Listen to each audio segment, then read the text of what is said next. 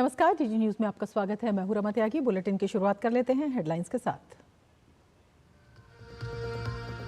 झारखंड में शाम 3 बजे तक लगभग 60% मतदान दर्ज। 950 संवेदनशील बूथों पर मतदान संपन्न। 10 राज्यों की 31 विधानसभा समेत वायनाड पर उपचुनाव के लिए मतदान जारी।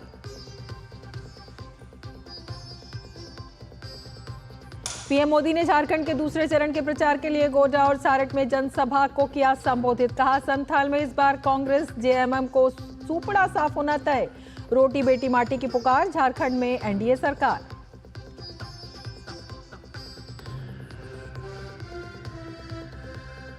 पीएम मोदी ने बिहार को दूसरे एम्स के साथ 12,000 करोड़ रुपए की योजनाओं की दी सौगात। कहा, 70 साल से ऊपर के सभी बुजुर्गों को मुफ्त इलाज से पूरी गारंटी। चुनावी घोषणा पत्र को लेकर भाजपा के निशाने पर कांग्रेस। संविधान के साथ खिलवाड़ करने का लगाया आरोप। चुनाव नियमों की भी उड़ी धज्जियां।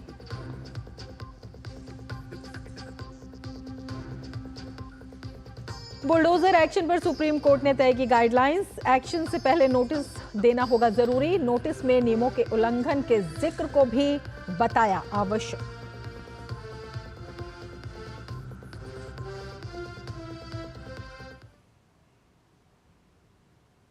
और अब विस्तार से समाचार। प्रधानमंत्री ने आज मिथिलांचल की यात्रा के दौरान दरभंगा एम्स के शिलान्यास कार्यक्रम में हिस्सा लिया। उन्होंने बनने वाले अस्पताल से जुड़ी एक प्रदर्शनी को भी देखा। प्रधानमंत्री की यात्रा स्वास्थ्य इंफ्रा की दृष्टि से एक नई शुरुआत है। एम्स में सुपर स्पेशलिटी अस्पताल, Ayush block, medical college, nursing college बनेगा। लोगों को विश्व स्तरीय स्वास्थ्य सेवाएं सुनिश्चित होंगी।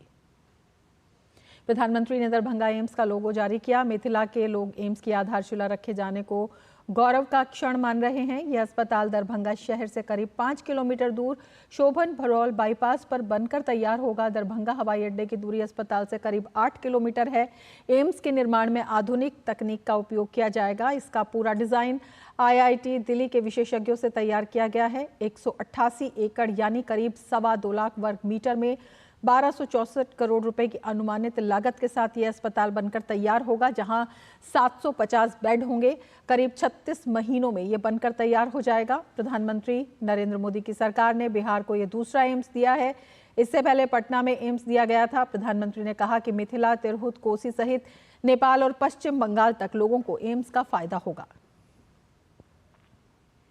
में कोई गंभीर रूप से बीमार पड़ता है तो कैसे पूरा घर संकट में आ जाता है। हम इस चिंता को भली भांति समझते हैं और पहले के दौर में स्थितियां भी बहुत कठिन हुआ करती थी।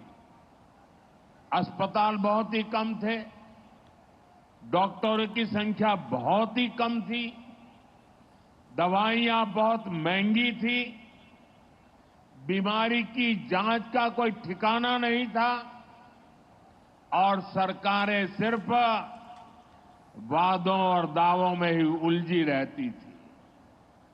यहां बिहार में जब तक नीतीश जी सरकार में नहीं आए थे, तब तक गरीबों की इस चिंता को लेकर कोई गंभीरता ही नहीं थी। गरीब के पास चुपचाप बीमारी सहने के अलावा और कोई चारा नहीं था। ऐसी स्थिति में हमारा देश कैसे आगे बढ़ता? इसलिए पुरानी सोच और अप्रोच दोनों बदला। प्रधानमंत्री ने करीब 5,070 करोड़ रुपए की लागत की राष्ट्रीय राजमार्ग परियोजनाओं का उद्घाटन और शिलान्यास किया। इन परियोजनाओं में गलगलिया अररिया 4 लेन का उद्घाटन भी शामिल है। ये सड़क सीमांचल के क्षेत्रों को पश्चिम बंगाल के साथ जोड़ेगी। इसके साथ ही पीएम मोदी ने देश भर के विभिन्न रेलवे स्टेशनों पर आज 18 प्रधानमंत्री भारतीय जन औषधि केंद्र राष्ट्र को समर्पित किए। झारखंड में जारी चुनावी सरगर्मियों के बीच प्रधानमंत्री नरेंद्र मोदी ने सारठ में चुनावी सभा को संबोधित किया। सारठ में चुनावी सभा को संबोधित करते हुए पीएम मोदी ने एनडीए प्रत्याशियों के पक्ष में मतदान करने की अपील की। अपने संबोधन के दौरान पीएम मोदी ने झारखंड की हेमंत सरकार पर जमकर निशाना साधा। पीएम ने कहा कि इस बार के चुनाव में रोटी बेटी को बचाने का प्रयास हो रहा है। झारखंड में रोटी बेटी माटी की पुकार पर लोग मतदान के लिए आगे आ रहे हैं। माता बहनों बेटियों का स्थान बहुत ऊंचा है, लेकिन यहां क्या हो रहा है? यहां हमारी एक बेटी, हमारी बहन को कांग्रेस के नेता गाली देते हैं, बद्दी बद्दी गालियां देते हैं। बहन सीता सोरेन के लिए इन्होंने क्या क्या नहीं कहा। आखिर इन लोगों में इतनी हिम्मत आई कहां से? ये हिम्मत इसलिए आई क्योंकि इनको पता है कि महिलाओं को गाली देकर भी उनका कुछ नहीं होगा। सरकार उनकी रक्षा करने के लिए बैठी है। वो जानते हैं कि जेएमएम को आदिवासी बेटी के मान सम्मान की कोई चिंता नहीं है।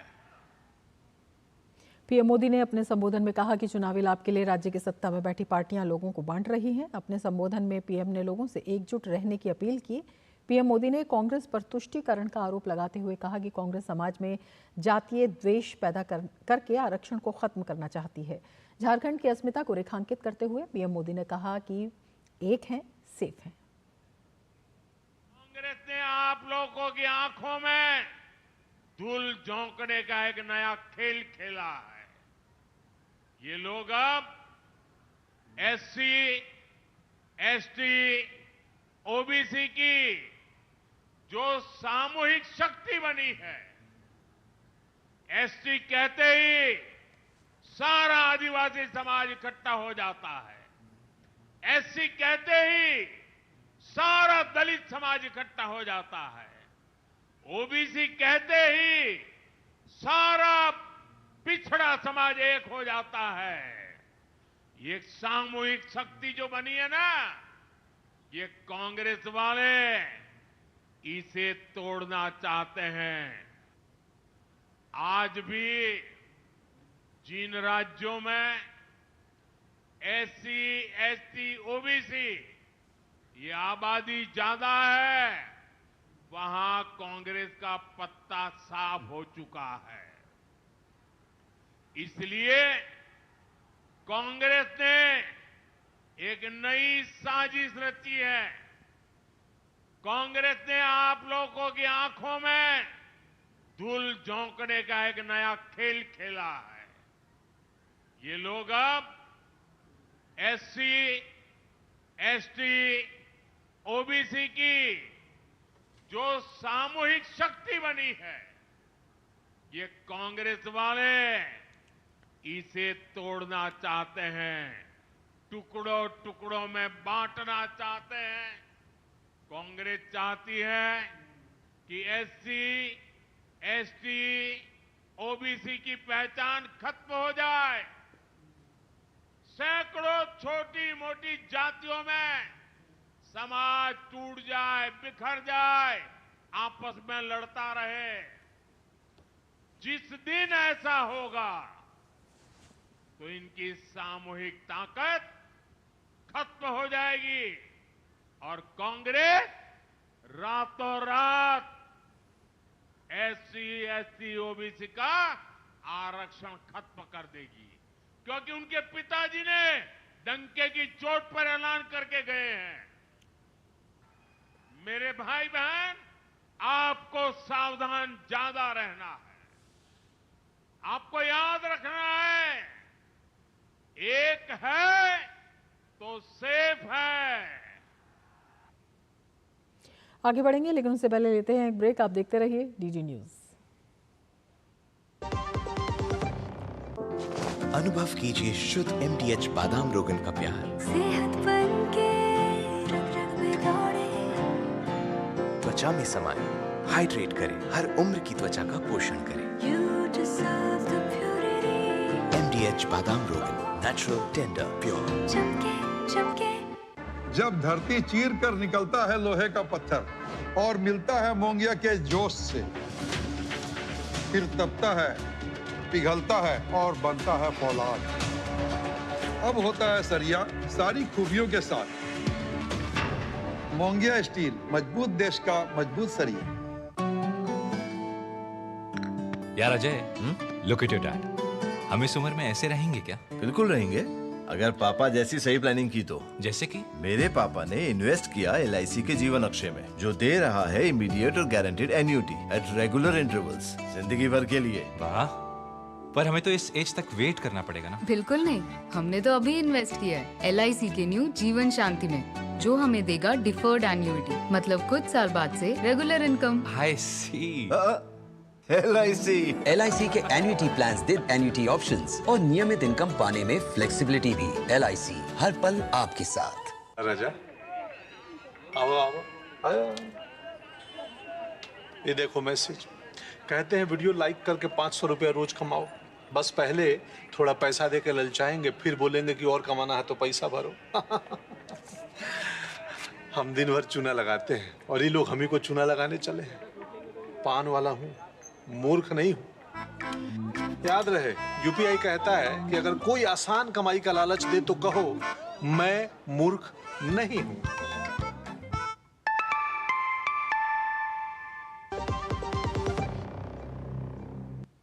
झारखंड की 81 सदस्यीय विधानसभा के पहले चरण की 43 सीटों पर दोपहर 3 बजे तक 59.28% मतदान हुआ है। 15 जिलों की 43 सीटों पर हो रहे मतदान में मुख्य मुकाबला बीजेपी और कांग्रेस JMM गठबंधन के बीच है।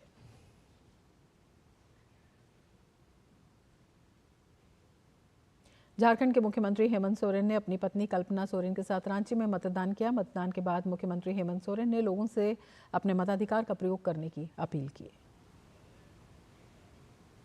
मैं राज्य के हर एक नागरिक से अपील करता हूं कि इस महापर्व को और इस लोकतंत्र के इस व्यवस्था को हम लोग और मजबूत करें। बरसों बरस से चलने वाली और जब तक ये देश रहेगा, ये लोकतंत्र का पर्व हम सबको मनाना चाहिए। केंद्रीय गृह मंत्री अमित शाह ने महाराष्ट्र के 40 गांव में चुनावी रैली को संबोधित किया। रैली के दौरान केंद्रीय गृह मंत्री ने कहा कि इस बार महाविकास आघाड़ी सरकार का सुपड़ा साफ होने वाला है और महाराष्ट्र में महायुति की सरकार बनने वाली है। उन्होंने महाविकास आघाड़ी पर निशाना साधते हुए कहा कि महाविकास आघाड़ी विकास विरोधी है। राजस्थान की 7 विधानसभा सीटों झुंझुनू, खींवसर, चौरासी, सलुम्बर, देवली, उनियारा, दौसा और रामगढ़ में उपचुनाव के लिए आज मतदान हो रहा है। मतदान शाम 6 बजे तक होगा। इन सीटों पर 69 प्रत्याशी मैदान में हैं। चुनाव में 19 लाख से अधिक मतदाता अपने मताधिकार का प्रयोग करेंगे। 23 नवंबर को मतगणना होगी। चुनाव में झुंझुनू, खींवसर, चौरासी, सलुम्बर, देवली, उनियारा में त्रिकोणीय मुकाबला बना हुआ है। झुंझुनू में भाजपा के राजेंद्र भांबू, कांग्रेस के अमित ओला और निर्दलीय उम्मीदवार राजेंद्र गुढ़ा के बीच मुकाबला है। वहीं खींवसर विधानसभा सीट पर भाजपा के रेवंत राम डांगा, कांग्रेस के रतन चौधरी और रालोपा की कनिका बेनीवाल के बीच रोचक मुकाबला है। चौरासी में भाजपा के कारीलाल ननोमा, कांग्रेस के महेश रोत और BAP के अनिल कटारा के बीच टक्कर है। सलुम्बर में भी भाजपा की शांता देवी, कांग्रेस की रेशमा मीणा और BAP के जितेश कटारा आमने सामने हैं। इसी तरह देवली उनियारा में भाजपा के राजेंद्र गुर्जर, कांग्रेस के KC मीणा और कांग्रेस से बागी होकर निर्दलीय प्रत्याशी बने नरेश मीणा के बीच कड़ा मुकाबला है। वहीं दौसा विधानसभा सीट पर भाजपा के जगमोहन मीणा और कांग्रेस के दीनदयाल बैरवा में, जबकि रामगढ़ विधानसभा सीट पर भाजपा के सुखवंत सिंह और कांग्रेस के RN जुबैर खान के बीच कड़ी टक्कर है। विदेश मंत्री डॉक्टर एस जयशंकर ने दिल्ली में सऊदी अरब के विदेश मंत्री प्रिंस फैसल बिन फरहान अल सऊद के साथ द्विपक्षीय बैठक की। बैठक के दौरान उन्होंने दोनों देशों के बीच साझेदारी को और आगे बढ़ाने पर जोर दिया। इसके अलावा सामाजिक और सांस्कृतिक सहयोग पर चर्चा हुई। वहीं विदेश मंत्री ने आतंकवाद से मिलकर लड़ने और मादक पदार्थों की तस्करी से निपटने में किए गए आपसी सहयोग का जिक्र किया। Our partnership is premised on progress and focused on the future. Today, I'm glad to host you and your delegation to the second meeting of the Committee on Political Security, Social and Cultural Cooperation under our Strategic Partnership Council. We have maintained, I think, a good tempo of high-level engagements and coordination across the multilateral forum. The Indian community in Saudi Arabia is 2.6 million strong, and I take the opportunity to thank you for ensuring their welfare and for their comfort. देश भर में अपराधियों और अवैध निर्माण को लेकर bulldozer action पर सुप्रीम कोर्ट ने आज अपना फैसला सुनाया। कोर्ट ने कहा कि बुलडोजर जस्टिस स्वीकार्य नहीं है। सुनवाई करते हुए कोर्ट ने कहा कि आरोपी होने पर भी आप किसी का भी घर गिरा नहीं सकते हैं। सख्त रुख अपनाते हुए अदालत ने कहा कि किसी भी कीमत पर जिम्मेदार अधिकारियों को बख्शा नहीं जाएगा। ये फैसला जस्टिस BR गवई और जस्टिस KV विश्वनाथन की पीठ ने सुनाया। सुप्रीम कोर्ट ने बुलडोजर एक्शन को कानून का उल्लंघन बताया। कोर्ट ने कहा कि जब किसी का घर गिराया जाता है तो ये उस परिवार के सभी सदस्यों पर सामूहिक दंड के बराबर है, जिसे संवैधानिक प्रावधानों के तहत अनुमति नहीं दी जा सकती है। अगर घर छीन लिया जाता है तो प्रशासन को ये दिखाना होगा कि ऐसा करना अंतिम उपाय था। साथ ही बुलडोजर एक्शन पर सुप्रीम कोर्ट ने गाइडलाइन तय की है। सुप्रीम कोर्ट ने कहा है कि बिना किसी कारण बताओ नोटिस के कोई मकान नहीं गिराया जाना चाहिए। बिना पक्ष सुने कोई एक्शन नहीं होना चाहिए। कम से कम 15 दिनों का वक्त दिया जाना चाहिए। नोटिस रजिस्टर्ड पोस्ट से भेजा जाना चाहिए। मकान के बाहर इसे चस्पा किया जाना चाहिए। नोटिस में साफ साफ जिक्र होना चाहिए कि कैसे नियमों का उल्लंघन हुआ है। अथॉरिटी को मकान मालिक को सुनवाई का मौका देना चाहिए। डेमोलिशन की प्रक्रिया की वीडियोग्राफी होनी चाहिए। डेमोलिशन रिपोर्ट को डिजिटल पोर्टल पर डाला जाना चाहिए। अगर कोई अधिकारी इन दिशा निर्देशों की अवहेलना करता है तो उसके खिलाफ अदालत की अवमानना का मामला चलेगा। अधिकारियों को पता होना चाहिए कि अगर वो इनका उल्लंघन कर डेमोलिशन करते हैं तो फिर से मकान बहाली की जिम्मेदारी उनकी होगी। इसका खर्च अधिकारियों को अपनी जेब से भरना होगा। मकान मालिक को भेजे गए नोटिस की एक कॉपी ऑफिस ऑफ कलेक्टर या डिस्ट्रिक्ट मैजिस्ट्रेट को भेजी जानी चाहिए। भारतीय जनता पार्टी ने बुलडोजर एक्शन पर सुप्रीम कोर्ट के फैसले का स्वागत किया है। पार्टी प्रवक्ता संबित पात्रा ने कहा कि कानून का पालन करते हुए बुलडोजर की कार्रवाई होनी चाहिए। बुलडोजर, सुप्रीम कोर्ट और मकानों का सवाल है। भाजपा का मत बिल्कुल स्पष्ट है। हम सभी सुप्रीम कोर्ट का सम्मान करते हैं और ये जो विषय आया है यह कोई एक राज्य के लिए या एक दूसरे राज्य के लिए नहीं, ये पूरे भारतवर्ष के लिए आया है। स्वाभाविक रूप से आज भारतवर्ष में कानून का राज है, संविधान का राज है। जो भी यहां होता है संविधान के अनुसार होता है और अगर कुछ संविधान के अनुसार नहीं होता है उसके लिए भी प्रावधान है। आज पूरे हिंदुस्तान में यदि अपराधियों के मन में कहीं न कहीं डर है तो हमें लगता है कि अपराधियों के मन में डर होना एक अच्छे देश की निशानी होती है। हम सुप्रीम कोर्ट के इस वर्डिक्ट का स्वागत करते हैं। और बुलेटिन में फिलहाल लेते हैं एक ब्रेक। आप देखते रहिए DT न्यूज।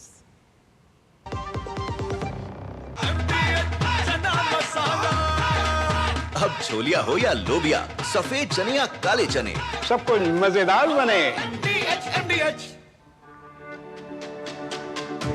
मेरी पसंद, मेरी पसंद, मेरी पसंद, मेरी पसंद, हमारी पसंद, हम सबकी पसंद। मजबूत देश का मजबूत सरिया Mongia steel. Muthoot finance gold overdraft. अपने सोने को हमारे सुरक्षित लॉकर्स में डिपॉजिट कीजिए। उस सोने पर 24/7 क्रेडिट लाइन लीजिए और फिर पैसे एक बार लीजिए या बार बार, आपके हाथ में है। कम या ज्यादा आपके हाथ में है। घर में या ब्रांच में आपके हाथ में है। और जानते हैं सबसे बड़ी बात, ब्याज सिर्फ उतने ही दिन का भरिए जितने दिन पैसे इस्तेमाल कीजिए। जी हाँ, मुथूट फाइनेंस गोल्ड ओवरड्राफ्ट। आज ही कॉल कीजिए 1-800-313-1212। गोल्ड लोन कमाल, बाकी लोन बेमिसाल। भारतीय जनता पार्टी ने चुनाव आयोग से कांग्रेस पर मतदान से 48 घंटे पूर्व घोषणा पत्र जारी करने पर कार्रवाई की मांग की है। भाजपा प्रवक्ता संबित पात्रा ने कहा कि राहुल गांधी की पार्टी ने कल घोषणा पत्र जारी किया, वो काफी दुखद है। कांग्रेस पार्टी जो एक राष्ट्रीय दल है, यह जानते हुए कि साइलेंट पीरियड चल रहा है, 13 तारीख को प्रथम चरण का मतदान है, 11 तारीख से 48 घंटे के लिए 48 आवर्स के लिए मतदान से पूर्व किसी प्रकार का प्रचार नहीं होगा, मगर उसके बावजूद 11 तारीख से बाद कल 12 तारीख को कांग्रेस पार्टी ने अपना घोषणा पत्र जारी किया है। यह अपने आप में बहुत ही दुखद है, यह संविधान के साथ खिलवाड़ है। जिस प्रकार से कल राहुल गांधी की पार्टी ने चुनाव आयोग के नियमों की धज्जियां उड़ाई है, मुझे लगता है हमारे पार्टी ने तो कंप्लेंट किया ही है, इस पे कार्यवाही होनी चाहिए। असम पुलिस ने घुसपैठियों पर बड़ी कार्रवाई की है। असम पुलिस ने करीमगंज से 6 अवैध बांग्लादेशी घुसपैठियों को पकड़ लिया है। साथ ही सभी घुसपैठियों को सीमा पार वापस भेज दिया गया है। CSIR और गुरुग्राम विश्वविद्यालय द्वारा संयुक्त रूप से पारंपरिक ज्ञान के संचार और प्रसार पर अंतर्राष्ट्रीय सम्मेलन का आयोजन किया गया। इस कार्यक्रम में भारत समेत अन्य देशों के वैज्ञानिक सम्मिलित रहे। कार्यक्रम में भारत की परंपरा, श्रुतियों पर आधारित वेद पुराण और भारतीय ज्ञान का प्रसार जैसे विषयों पर चर्चा हुई। इस दौरान साउथ एशियन यूनिवर्सिटी के अध्यक्ष डॉक्टर के अग्रवाल ने परंपरा को निरंतर धारा के रूप में प्रस्तुत किया। उन्होंने परंपरा को उचित ढंग से इस्तेमाल करने और परंपरा को निवेश के साथ जोड़ने पर जोर दिया। इस कार्यक्रम में communication and dissemination of traditional knowledge किताब का विमोचन भी किया गया। यदि हम ट्रेडिशनल नॉलेज को रियली समझ के यूज़ कर सकें तो हमारा रिटर्न ऑन इन्वेस्टमेंट बहुत ज़्यादा होगा, क्योंकि हमें नॉलेज खोजना नहीं है, नॉलेज है उसको ढूंढना है, डिसेमिनेशन करना है और यूज़ करना है। ट्रेडिशन का तो मतलब ही ये है कि जो निरंतर चला आ रहा है, ट्रेडिशन कभी ख़त्म होता ही नहीं। सारा विश्व 3 T's की बात है, ट्रेडिशन, टेक्नोलॉजी और ट्रेड। मतलब यदि हम इन 3 T's को सिंक्रोनसली यूज़ कर पाते हैं, ट्रेडिशन और टेक्नोलॉजी को मिलाकर ट्रेड की तरफ बढ़ते हैं, तो इकोनॉमी भी स्ट्रॉन्ग हो गई, ट्रेडिशन भी आगे बढ़ गया, टेक्नोलॉजी भी इस्तेमाल हो गई। छत्तीसगढ़ के जशपुर में जनजातीय गौरव दिवस कार्यक्रम का आयोजन किया गया। कार्यक्रम में मुख्य अतिथि के तौर पर केंद्रीय मंत्री डॉक्टर मनसुख मांडविया, मुख्यमंत्री विष्णुदेव साय और उप मुख्यमंत्री अरुण साव उपस्थित रहे। कार्यक्रम के दौरान मनसुख मांडविया ने स्पोर्ट्स स्टेडियम बनाने की घोषणा की है। दरअसल केंद्रीय युवा कार्यक्रम, खेल, श्रम और रोजगार मंत्री डॉक्टर मनसुख मांडविया पदयात्रा में शामिल होने जशपुर पहुंचे हैं। इसके अलावा 10,000 से ज्यादा माई भारत यूथ वॉलेंटियर्स ने 7 किलोमीटर की पदयात्रा शुरू की। इस पदयात्रा की शुरुआत प्रधानमंत्री नरेंद्र मोदी की एक पेड़ मां के नाम की पहल पर पौधे लगाकर की गई। पदयात्रा कोमोडो गांव से शुरू हुई और रणजीत स्टेडियम में समाप्त होगी। भारतीय टीम चैंपियंस ट्रॉफी खेलने के लिए पाकिस्तान नहीं जाएगी। सुरक्षा कारणों के चलते भारत सरकार के इस फैसले के बाद से ही पाकिस्तान क्रिकेट बोर्ड में हड़कंप मचा हुआ है। अटकलें लगाई जा रही हैं कि भारत के पाकिस्तान आने से इनकार करने के बाद पूरा टूर्नामेंट पाकिस्तान से बाहर आयोजित किया जा सकता है। वैसे पाकिस्तान में सुरक्षा का मुद्दा काफ़ी बड़ा रहा है। साल 2009 में लाहौर में श्रीलंका की टीम पर आतंकवादी हमला हुआ था, जो क्रिकेट इतिहास में अब तक का सबसे बड़ा काला अध्याय है। सुरक्षा कारणों के ही चलते भारत ने एशिया कप भी हाइब्रिड मॉडल में खेला था।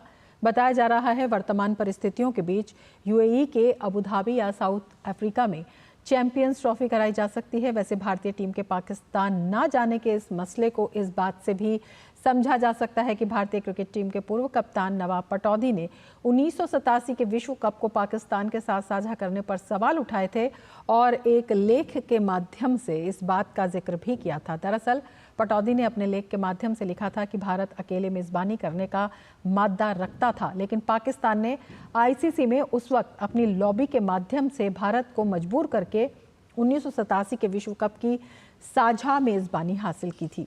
ऐसे में भारतीय टीम का ये फैसला पूर्व में हुई इन बातों को ध्यान में रखकर किया गया है, जहां सुरक्षा के साथ समझौता करने की बात सबसे ऊपर है। इसके साथ इस बुलेटिन में फिलहाल इतना ही। नमस्कार।